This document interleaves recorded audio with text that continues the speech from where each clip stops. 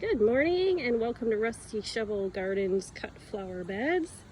And I wanted to give you an update here on what's going on here. I think I'm going to do this every Monday so that you can see how the plants are growing and what's happening here and what we're doing. So in case you guys don't know, I'm starting this cut flower endeavor. I've been doing a lot of reading of books over the winter and learning about cut flowers and looking at Florette's information because Erin at Florette is sort of a pioneer in the cut flower business. I've learned so much from her and I'm continuing to learn as I go. But I thought I'd document kind of the process that we're in, and it's been an adventure. It's been a lot of work, a lot more work than anticipated, but hopefully it'll be worth it. So here we have some calendula. And we get triangle flashback calendula and one other kind of flashback calendula. They get these cute little flowers on them, yellow, and I planted them for a few reasons, because they're easy to grow from seed and because supposedly they're supposed to keep aphids away from roses. So hopefully that's the case because I have all these wonderful David Austin roses here, planted amongst some ladybird rose Wisterium. Here we have a lot of seedlings left over. I have yet to go somewhere. Here I have 2 whole trays of pumpkin on a stick. And if you don't know what that is, look it up because it is the coolest plant. It's a form of an eggplant and it truly looks like little tiny pumpkins on a stick. So I have to find a place for those. Got some Love in a Mist, some stock, some various other zinnias, some marigolds, and lots more sweet peas. Over here we have some sweet peas growing with more calendula and some marigolds. I think they're called vanilla something. They're an anemone kind of marigold. That was interesting to me. So we have more roses here, more calendula, and if you look here, I planted some peonies this spring from the rhizomes that I had ordered, which is a mistake. You're supposed to plant them in the fall. Some of them are struggling, some of them are doing well. We'll see. They were cheap, so we'll see. I just love peonies and they're beautiful cut flowers. So these little grassy things, these are bunny tails that I planted from seed. And they get lovely little soft looking feathery, I don't know how to explain. They look just like bunny tails, elongated little bunny tails. I think they'll be beautiful in arrangements. And then on the arbor here, I have Love in a Puff that I grew from seed. Well, everything I grew from seed, but I keep saying that. So some of it's struggling a little bit because I planted it out before I had it well conditioned to the sun, but I think it'll perk up. This also is going to be a really beautiful plant. I think a vining plant and a great addition to cut flowers. So I'm excited to see that. So over here, it's a cut flower bed. I'm gonna kind of go through the plants that are in here. I'll do my best to remember them. Sometimes I don't. I have some oriental lilies in here. Again, I don't remember what kind they are. I have some larkspur seeds. I don't know, they might be coming up. If you look, there's a couple little sprouts in there. I don't know if those are weeds or larkspur. We'll see. We have some China Aster, which was really easy to grow. I mean, these things just took off, and they are the healthiest looking seedlings. I think they're a rose color, if I remember right. Then we have some Berry Mix Yarrow. That's a perennial plant, so hopefully that'll come back. We have, I think, some Queen Lime zinnias here. And this is kind of a hodgepodge in this row because I was running out of space and there were certain plants that I wanted to get in here for sure. So here is Chantilly Pink Snapdragons. And I have gone through and I have pinched most of them. And the idea behind pinching, I'm getting this light here. The idea behind pinching is so that the plant will branch out and you don't just get 1 or 2 flowers per stem, but you get multiple.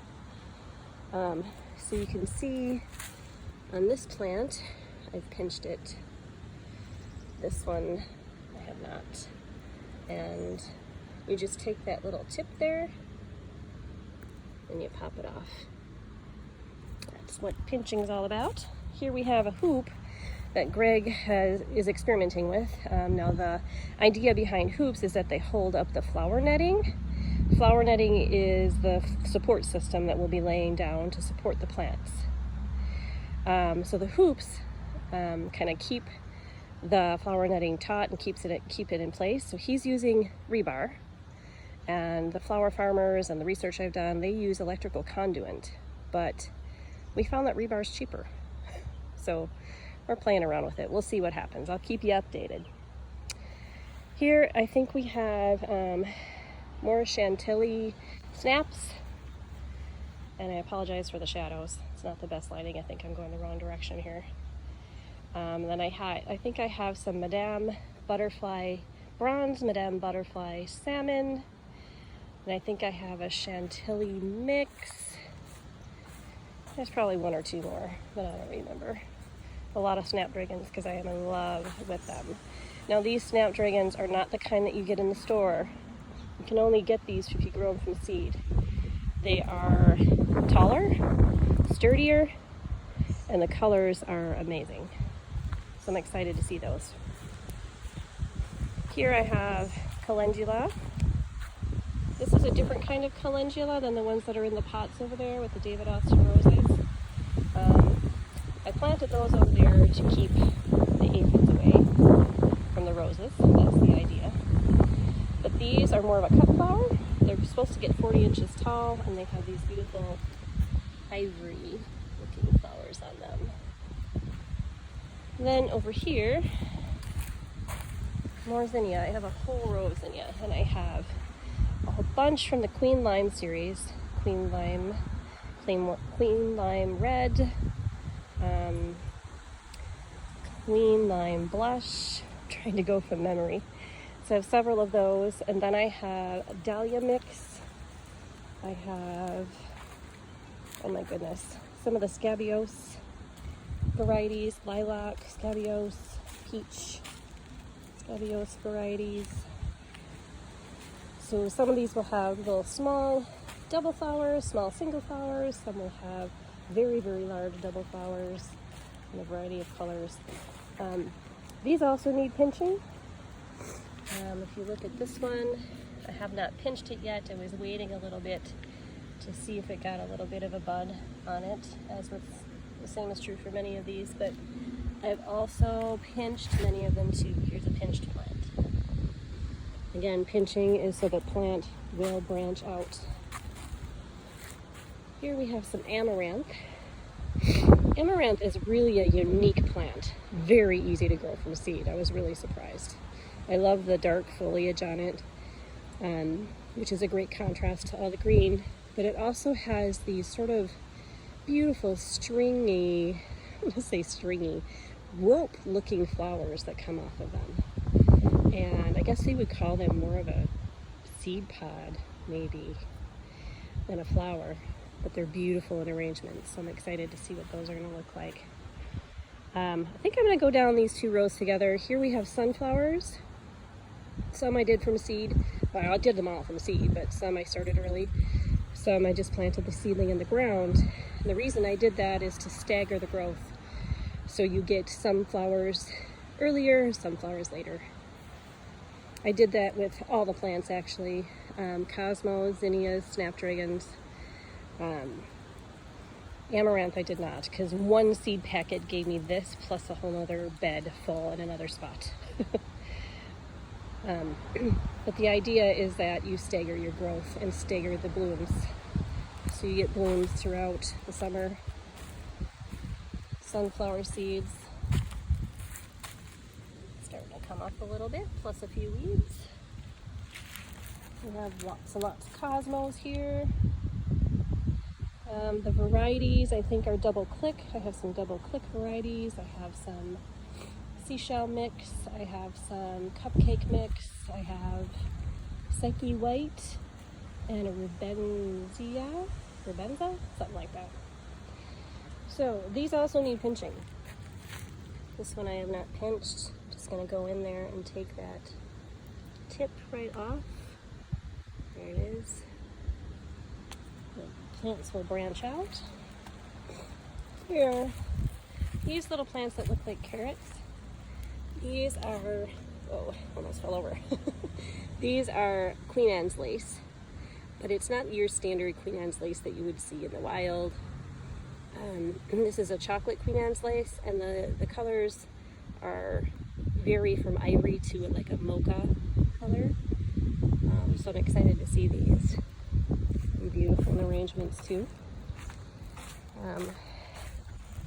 Over here we have cosmos. I think these are the Psyche White cosmos. And then we have some bee balm. Lombarda bee balm. I don't know if I'm saying that right, honestly. But it's coming along. It's taking its time. It's supposed to get really tall. I don't know, like 40 to 48 inches, I think. But they have some beautiful purple flowers on it that are great fillers for flower arrangements. It was really hard to pick what seeds to grow. Really hard. But I just went through and looked at the seed catalogs and the pictures and picked out some of my favorites. Here we have sweet peas. They're coming along quite nicely. They look healthy.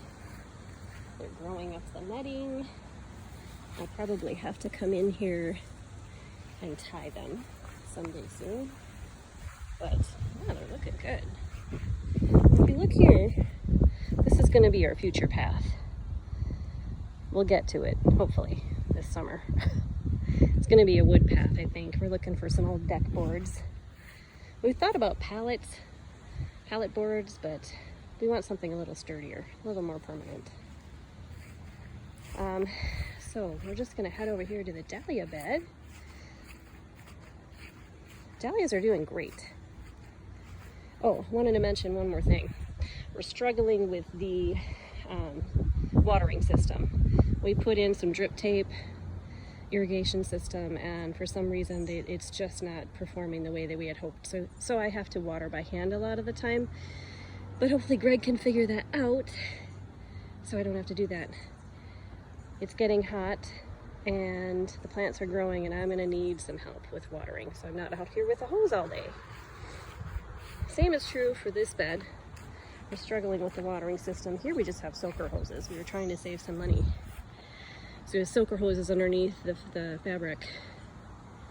But we're struggling with this one too. I don't know if it's our water pressure or what. But the dahlias, you can see some of them are leafing out really nicely. Some tubers just wake up faster than others. This one just starting. Some of them, all I'm seeing is weeds. They'll come though. When I planted them, I looked to see they all had eyes. So if you don't know, an eye is just a little portion on the dahlia. It kind of looks like a tiny little eye. It's where the growth comes off of the dahlia tuber. And if it doesn't have an eye, if your tuber doesn't have an eye, it's not going to grow. We threw away a lot of them that were connected. Like, we bought some bags at Costco. Some of them had eyes, some didn't. We just threw away the ones that didn't have eyes. A lot of other dahlia tubers I ordered from Flower Farmers, the more specialty ones. I have a lot of those too. So I'm praying they come up, or they will come up. This one is actually a cheat. I bought it from Yoder.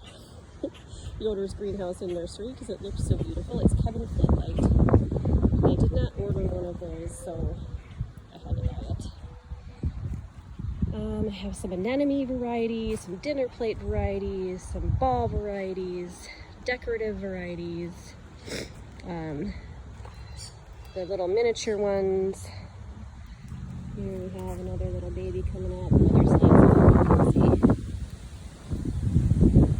Variety of colors. So I tried to organize the bed so that I could have the tall ones in the back, of course, and then medium size in the middle, short in the front.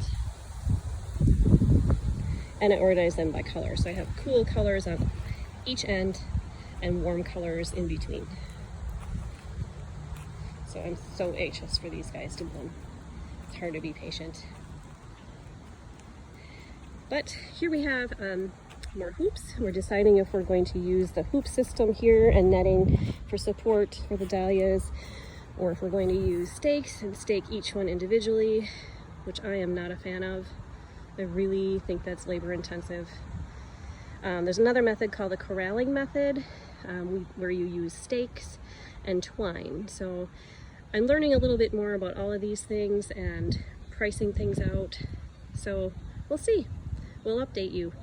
So until next Monday, I hope you have a great week and stay cool. Bye.